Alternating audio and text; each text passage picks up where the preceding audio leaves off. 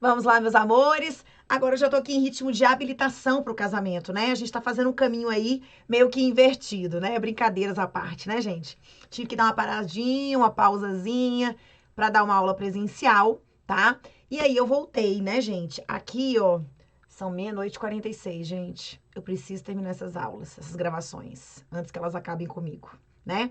Então a gente tava falando sobre casamento, o quê, gente? Casamento por procuração. Foi onde a gente parou, tá?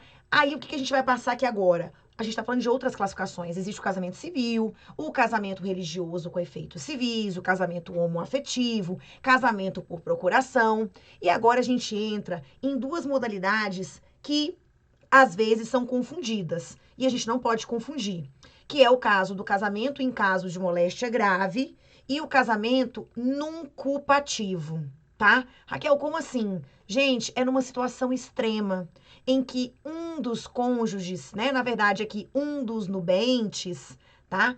Um dos pretendentes, ele tá correndo risco de morte, tá? E aí é um casamento, gente, que a habilitação é feita depois, porque a pessoa, ela manifestou a sua vontade perante 6 testemunhas, e aí a habilitação, ela faleceu, e a habilitação é feita posteriormente. Bem estranho, né? Eu também acho, mas vem comigo no nosso material.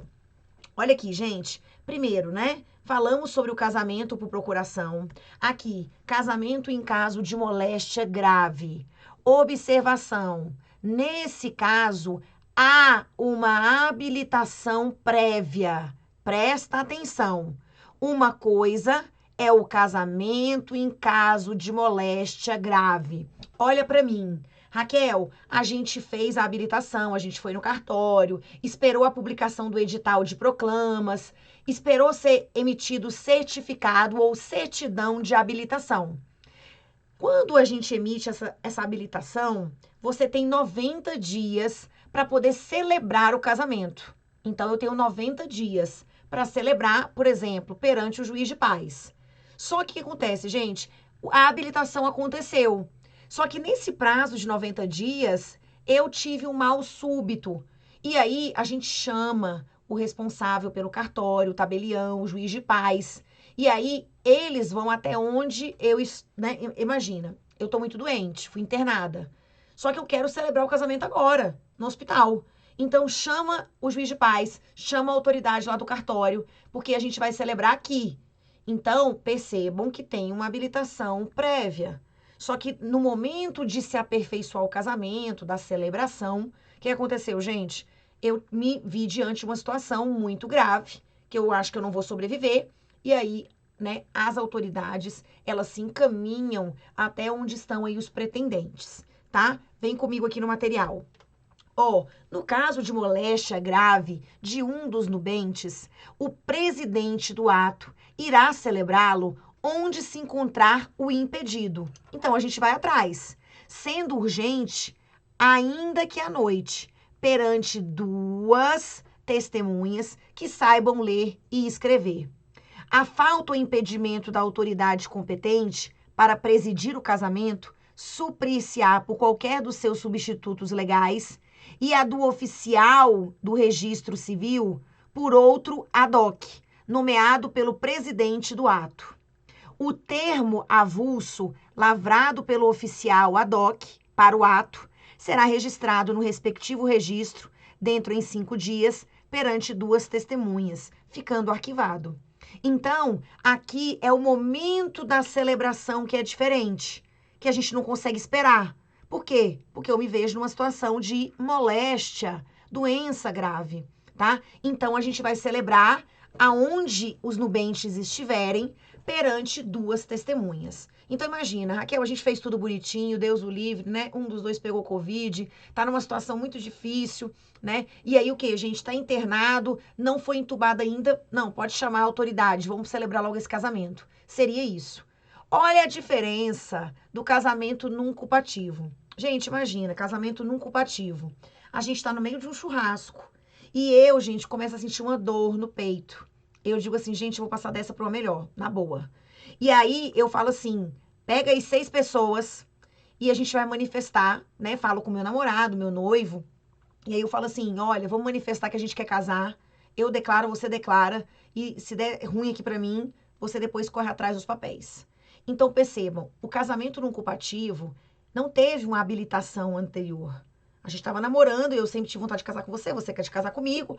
E aí a gente estava num determinado local, eu tenho esse mal súbito. Aí chama 6 testemunhas. Vamos lá, chama 6 testemunhas. Eu vou declarar perante essas 6 testemunhas que eu quero receber você como meu marido, você declara que quer me receber como sua esposa, e tá tudo certo. E aí depois, essas testemunhas, elas devem procurar, né, o cartório, né? Na verdade, não é o cartório. Vão procurar o quê, gente? Vão procurar o juiz para contar o que aconteceu.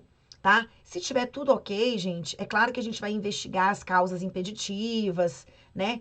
É como se a habilitação... É como não. A habilitação é feita posteriormente, tá? Vem comigo aqui. Coloquei até a noiva cadáver aqui. Coloquei já o que mais nos chama a atenção, que é o fato de se exigir 6 testemunhas. Então, eu tenho o casamento num culpativo ou in extremis.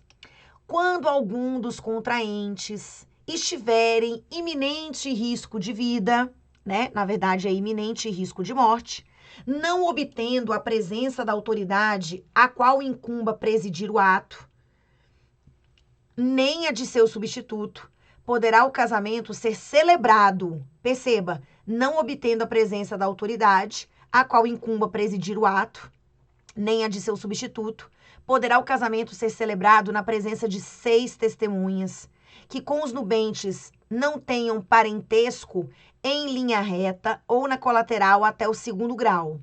Na verdade, essa questão do parentesco pode ser flexibilizado, né?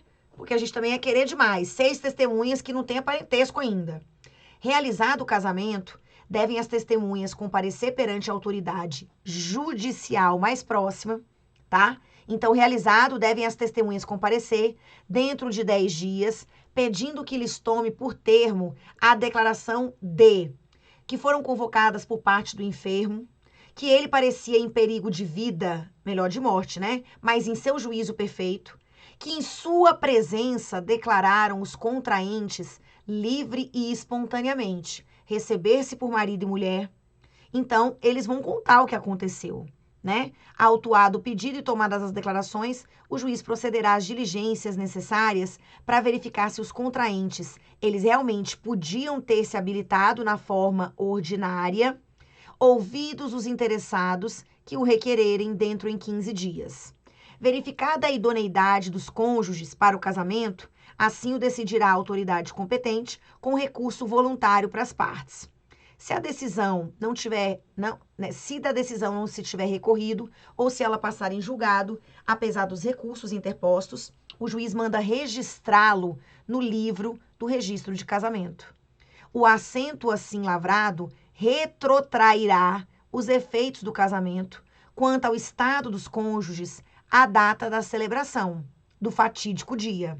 Serão dispensadas as formalidades deste e do artigo antecedente se o enfermo convalescer e puder ratificar o casamento na presença da autoridade competente e do oficial do registro, né? Então, o que acontece, gente? No casamento, em caso de moléstia grave, houve a habilitação. O que aconteceu é que uma situação superveniente, ela, né, fez com que a gente apressasse a celebração perante a autoridade, né, ou o seu substituto. Então, esse é o casamento em caso de moléstia grave. No casamento não culpativo, não, tá? Eu vou manifestar, eu estou vivendo um mal súbito. Eu acho que eu vou passar dessa para uma melhor. E aí, o quê? Eu, perante 6 testemunhas, vou declarar que quero recebê-lo como meu marido, ele vai declarar que me recebe como mulher. E aí, o quê, gente? Depois, as testemunhas são ouvidas, o juiz vai correr atrás, né, dos requisitos, se existem ou não causas impeditivas. E se tiver tudo ok, o juiz determina que o cartório lavre o assento de casamento com efeitos retroativos, tá? É como se o juiz ele determina que o registro do casamento seja feito com a data da celebração do fatídico dia. Então, há efeitos retroativos. Então, a habilitação é feita judicialmente e posteriormente. Aí o juiz autoriza o cartório a fazer o assento, a certidão de casamento, com todos os seus efeitos, tá? Então, percebam, é diferente. E o que mais nos chama a atenção aqui é que o casamento é celebrado primeiro, perante 6 testemunhas, depois vem a habilitação. A habilitação, ela é posterior. E mais, essa exigência de 6 testemunhas, tá? Esse, então, é o casamento aí num culpativo. Bem diferente, né? Volta. Aí eu coloquei um julgado aqui para vocês sobre o casamento num culpativo, tá? STJ. Depois, casamento avuncular. Raquel, minha filha, o que é isso? Casamento avuncular. Gente, é o casamento envolvendo tios e sobrinhos. Raquel, mas eu estava dando uma olhada no artigo 1521 do Código Civil. Lá diz assim que não, né? Na verdade, ele traz causas impeditivas. E ele diz que não pode casar os colaterais até o 3º grau, inclusive. Então, irmão não pode se casar. E lá fala até o 3º grau, inclusive. Então, minha gente, eu lembro que 3º grau é tio e sobrinho. Então, tio e sobrinho não pode, Raquel. Existe uma causa impeditiva. Só que, embora eu tenha essa previsão no artigo 1521, nós temos o decreto-lei 3.200 de 41. E esse decreto, ele diz que se o casal apresenta um laudo, uma prova técnica, né, firmada aí pelos especialistas, dizendo que não há risco para a prole, que eles vão poder ter filhos sem problemas, então esse casamento é autorizado, certo? Então, Raquel, casamento de tio com sobrinho pode, desde que a gente apresente essa prova técnica, tá? E é claro, gente, que cada caso concreto, ele vai me exigir uma análise específica, tá? Vem aqui comigo rapidinho. Olha aqui, casamento avuncular. Embora esteja escrito no artigo 1521, não podem casar. A gente vai falar sobre esse artigo hoje, que é o artigo 1521, trazendo causas impeditivas para o casamento. Não podem casar os irmãos, sejam eles por parte de pai ou mãe, ou por parte de pai e mãe, que são chamados de irmãos bilaterais, ou até mesmo de irmãos germanos,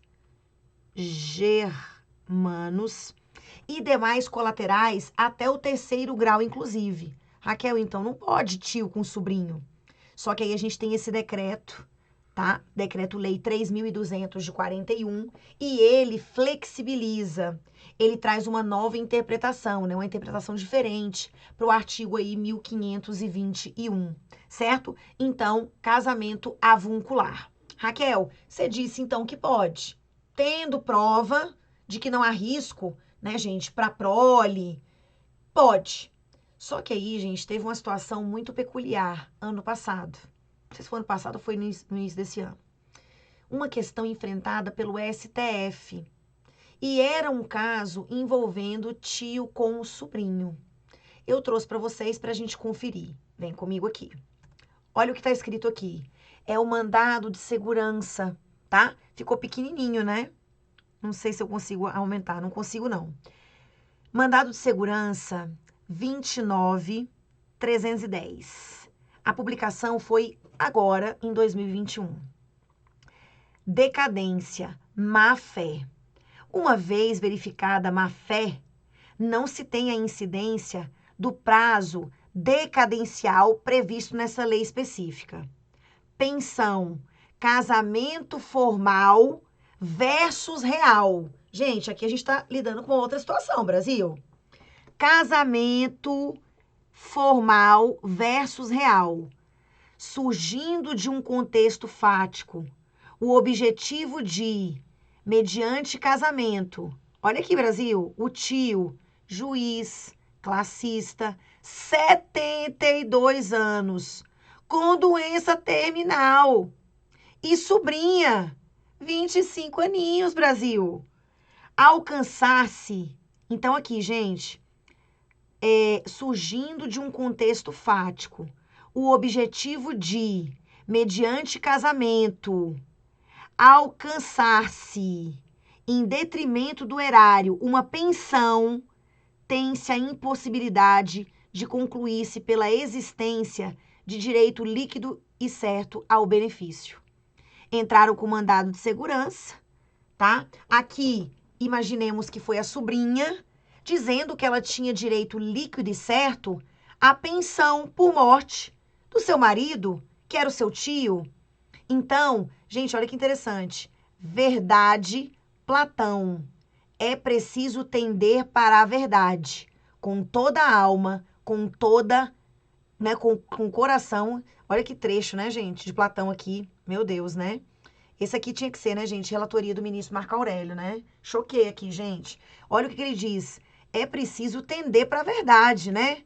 Com toda a sua alma, com todo o coração e a inteligência, tá? Deixa eu ver se eu coloquei aqui. Eu não tinha colocado não, gente. Mas esse julgado eu vou mandar para vocês, tá? No material de apoio. Gente, casamento... Gente, imagina... O tio realmente se apaixonou pela sobrinha, o tio se apaixonou pelo sobrinho, tá? E foi aquela coisa. E aí o que que acontece, gente? Tem jeito o casamento? Tem. Porque o casamento é real. Agora, esse caso, gente, o que que aconteceu? O tio ficou com dó da sobrinha, né? Mas, oh, meu Deus, 25 anos, meu Deus, né? Tão perdida na vida. Deixa eu ajudar essa criatura aqui.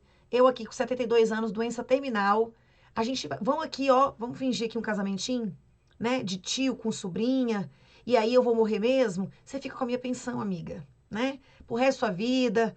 E aí, gente, percebam, o casamento de tios com sobrinhos pode? Pode. Mas aqui, esse julgado, ele diz assim, o casamento real, eu até aceitaria.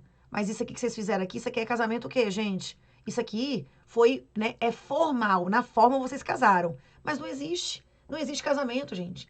Nós utilizamos o casamento, né, com a finalidade de quê? De assegurar a pensão por morte aqui para a sobrinha. Então, aqui, em detrimento dos cofres públicos, do erário, houve má-fé, tá? Por quê? Porque não era um casamento real, era um casamento apenas formal. Por isso, ele não foi considerado. E aí, ela entrou com o mandado de segurança, dizendo que ela tinha direito líquido e certo à pensão. Ela não conseguiu. Entenderam? Eu lembro que eu passei esse julgado no semestre passado, e o pessoal falou assim, ah, professora, eu não entendi. Você falou que casamento de tio com sobrinho pode. União estável de tio com sobrinho pode? Pode também, nas mesmas condições, tá? Você tem que provar que não tem risco à prole. Ok. O que acontece, gente? A questão é possível um casamento real entre tio e sobrinho? É.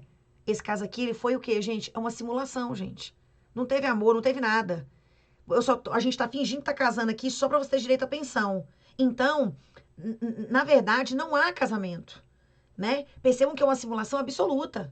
Não há nada. A gente tá fingindo mesmo, descarado, só pra conseguir a pensão. E aí, gente, né? Ministro Marco Aurélio mandou bem e falou, gente, temos que agir, nós temos que tender para a verdade. E nesse caso, o que não existe é a tal da verdade. Entenderam? Eu vou mandar o julgado para que vocês entendam, né? É um contexto de mandado de segurança, de questões de benefício, tá? Raquel, o que mais? Nós já falamos então, gente, sobre o casamento avuncular. Falamos sobre o casamento por procuração, casamento nunculpativo, casamento em caso de moléstia grave. E agora tem também o casamento consular. Vem comigo. Casamento consular. O casamento de brasileiro, celebrado no estrangeiro, perante as respectivas autoridades ou os cônsules brasileiros, deverá ser registrado em 180 dias, a contar da volta de um ou de ambos os cônjuges ao Brasil, no cartório do respectivo domicílio do casal, ou, em sua falta, no primeiro ofício da capital do estado em que passarem a residir, né? No primeiro ofício da capital. Aí, eu também coloquei para vocês aqui, gente, o artigo 7º, né? Falando sobre algumas questões envolvendo aí, né, o casamento feito no estrangeiro. Então, ó, a lei do país em que domiciliada a pessoa determina as regras sobre o começo e o fim da sua personalidade, o nome, a capacidade e os direitos de família. Então, é a lei o quê, gente? Do país em que ela está domiciliada. Realizando-se o casamento no Brasil, será aplicada a lei brasileira, quanto aos impedimentos, dirimentes, quanto às formalidades da celebração. O casamento, então assim, se o casamento é realizado no Brasil, eu vou aplicar a lei brasileira. O casamento de estrangeiros, ele pode celebrar-se perante autoridades diplomáticas ou consulares do país de ambos os nubentes. Tendo os nubentes domicílio diferente, regerá os casos de invalidade do matrimônio a lei do primeiro domicílio conjugal. O regime de bens, legal ou convencional, obedece à lei do país em que tiverem os nubentes domicílio, e se este for diverso, a do primeiro domicílio conjugal. Então, regrinhas aqui, né, sobre casamento, tá? Na verdade, nós temos aí a contribuição da LINDB e sobre o casamento consular, o artigo 1544, tá? Casamento de brasileiro celebrado no estrangeiro perante autoridades, né, ou os cônsules brasileiros. Ok, até aqui, ótimo. Aí, gente, como se não bastasse, né? Nós falamos sobre muitas modalidades diferentes e nós entramos agora no chamado, gente, casamento putativo, que também é conhecido como um quase casamento. Deixa eu só explicar e depois a gente lê. O casamento putativo é um casamento nulo ou anulável, mas que foi contraído de boa fé. Imagina, gente, casar com o irmão pode? Pode não, tá? Raquel, mas eu nem sabia. Não interessa. Você descobriu agora que você se casou com seu irmão. Vocês foram separados. Imagina, gente. Sabe aqueles... Vamos dar uma história bem triste? Nós somos gêmeos. Só que nós somos gêmeos o quê, gente? De placentas diferentes. Então, a gente não tem a mesma aparência, tá? Bivitelinos, né? E aí, a gente foi separado na maternidade. Cada um foi para um canto. Nunca soube desse irmão. Coisa de novela, né? E aí, a gente se encontra anos depois. Apaixonei, né? Casamos. E com o tempo, a gente descobre que a gente é irmão. Gente, esse casamento é nulo. Por quê? Porque não pode ter casamento envolvendo colaterais de segundo grau. Os irmãos. Então, o casamento é nulo. Mas nem eu, nem meu irmão a gente sabia. Então, esse casamento vai ser declarado nulo. Mas, até esse momento, ele vai produzir os efeitos. Nós vamos fazer uma partilha, dependendo do regime que a gente adotou. Né? Se eu quiser continuar utilizando o sobrenome, vou poder. Porque nós, ambos, estavam de boa fé. Então, para aquele que está de boa fé, o ordenamento jurídico protege. Agora, imagina, Raquel, eu me casei com o João. Só que eu já era casada com Pedro na Bahia. Então, eu já estava casada com Pedro, mas aí, como eu viajava muito, né, mesmo com revenda, né? Então, não contei nada. Ó, eu, Raquel, sou casada com Pedro, na Bahia. E aí, eu venho, como eu venho muito a Brasília, eu me apaixono pelo João e eu me caso com ele. Esse segundo casamento é nulo. Aqui nós temos o quê, gente? O crime de bigamia, tá? Só que o quê, gente? Eu era casada com Pedro, na Bahia. E agora eu me casei com o João. Coitado do João, sabe de nada. Esse casamento vai ser declarado nulo. Agora, e o João? O João, para ele, até que o casamento seja declarado nulo, ele vai se beneficiar dos efeitos desse casamento. Raquel, vai ter partilha de bens? Vai. Imagina que o João adotou meu sobrenome e esse sobrenome ficou famoso. E ele utiliza esse sobrenome na vida profissional. Ele não quer tirar o sobrenome. Ele pode manter? Pode. Então, o casamento putativo, eu repito, ele é um casamento nulo ou anulável, mas que é contraído de boa fé. E para a pessoa que está de boa fé, ele vai produzir efeitos. Raquel, mas e os filhos que porventura, né, vierem? Gente, filho é filho, tá? O filho sempre será protegido, ok? Vem comigo aqui rapidinho. Então, ó, casamento putativo, ele também é conhecido como quase matrimônio ou quase casamento. E onde é que tá isso, Raquel? No artigo 1561. Embora anulável ou mesmo nulo, se contraído de boa fé.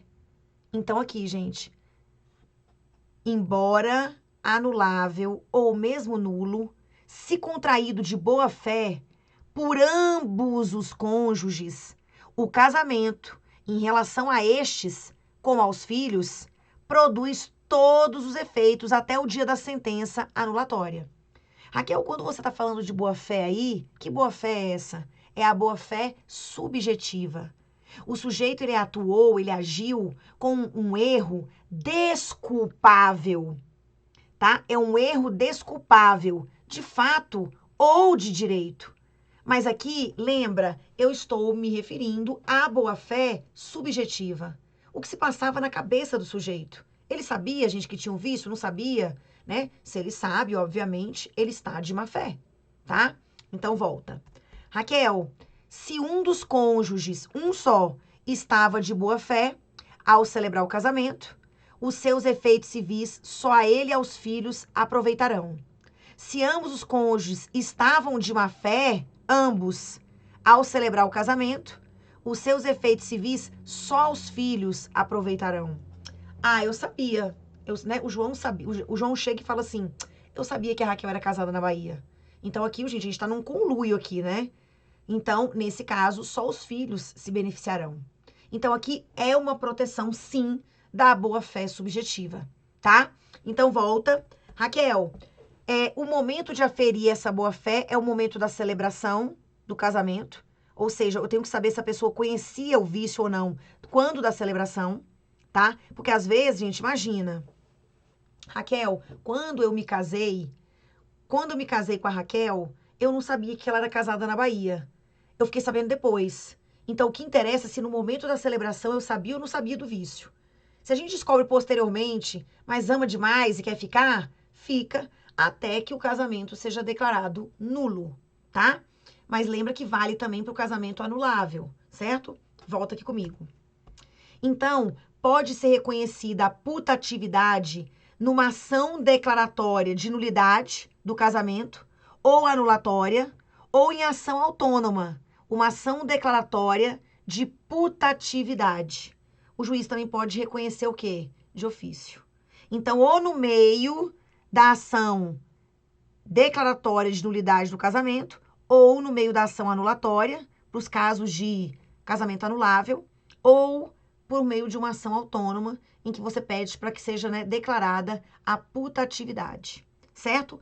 Então, lembra sempre o casamento putativo, tá? Raquel, existe união estável putativa? Gente, imagina, né? Raquel, eu tô vivendo com a pessoa aqui, mas ela já tinha uma outra união estável, concomitante, e eu não sabia. Ou a pessoa era casada, tá casada ainda no papel e tá vivendo comigo, concomitante. Lembra aquela ideia de famílias paralelas ou simultâneas? Imagina que essa pessoa da segunda união não sabe da existência da primeira. Então, eu tô vivendo aqui com a pessoa, mas eu não sabia que ela era casada ou que que a pessoa já tinha uma união estável. Então, os autores, como o Nelson Rosenwald e o Cristiano, os autores tendem a reconhecer a possibilidade também de uma união estável putativa, aplicando a ela os efeitos jurídicos, tá? Mas quando você migra, por exemplo, gente, para os tribunais superiores, há uma resistência. Porque eles entendem que não tem como constituir uma união estável se a pessoa ainda está casada ou se ela vive ainda uma outra união. Então, os tribunais superiores, eles normalmente afastam, tá? Agora, você encontra decisões diferentes nos tribunais ordinários, tá bom? Vem comigo aqui no material. Aqui, ó, eu coloquei para vocês o casamento putativo, né? Coloquei esse julgado, né? A ação de reconhecimento e dissolução de união estável, com pedido de arrolamento, partilha de bens, união estável concomitante a um casamento sem separação de fato. Então, esse julgado aqui é do STJ e é 2019, tá? Olha que interessante. Desse modo, ó, no caso dos autos, procedendo-se à revaloração do quadro fático, verifica-se que a autora e o réu, que é falecido, mantiveram um relacionamento amoroso por 17 anos. A autora e o réu. O demandado era casado quando iniciou o convívio, não tendo se separado. Então, o sujeito, primeiro, deixa eu fazer um esquema aqui.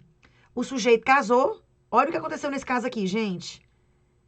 Esse sujeito, João, é casado com Maria. Ok? Só que aí, ó, o demandado era casado quando iniciou o convívio. Ele viveu um relacionamento amoroso, ele estava casado ainda, mas ele, né, quis viver uma relação, o mesmo João, com a Paula. E com a Paula, gente, mesmo estando casado, ele conseguiu manter essa relação paralela por 17 anos. o demandado era casado quando iniciou o convívio, não tendo se separado de fato.